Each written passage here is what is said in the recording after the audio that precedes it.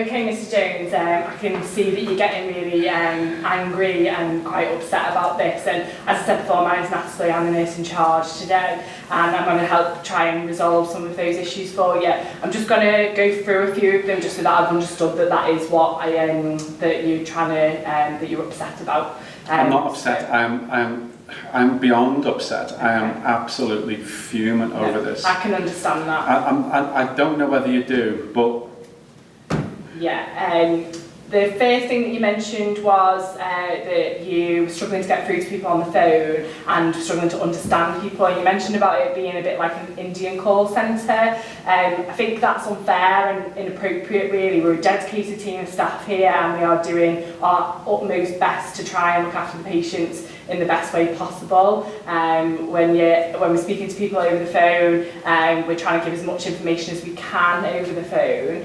The second thing that you mentioned was just about next of kin, and I do understand what you mean, and we've had problems with this before with patients listing certain people as their next of kin. So is it your brother that was the next of kin? I've no idea. I'm not sure. I don't know. They wouldn't even tell me who was the next of kin. Okay.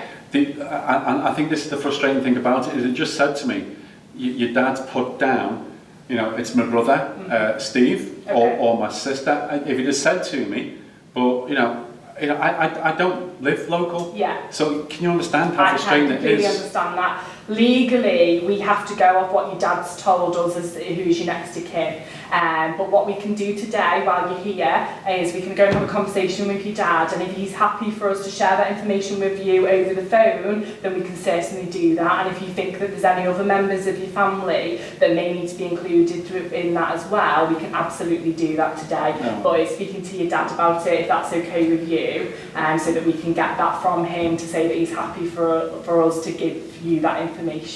Well, yeah, just me. Yeah, okay. Yeah, and I think it's my brother as well. So yeah.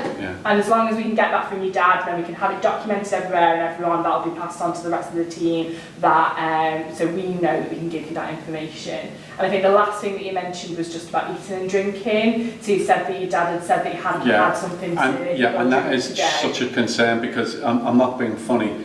You know, he obviously he's not well and he doesn't look great. Mm-hmm. But just to come in and he said, I've had nothing to eat or drink, that is really shocking. That's bordering on, you know, abuse.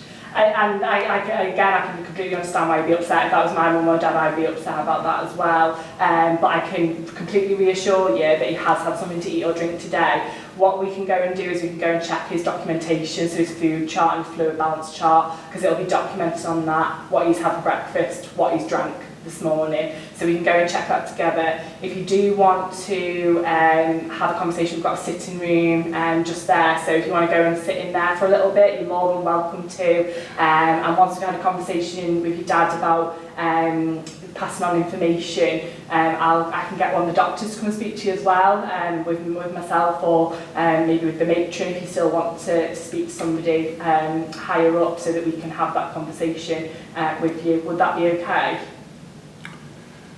Yeah, I suppose so. It's just, it's hard work, you know, when you can't get through to people and you're not getting the information that you need.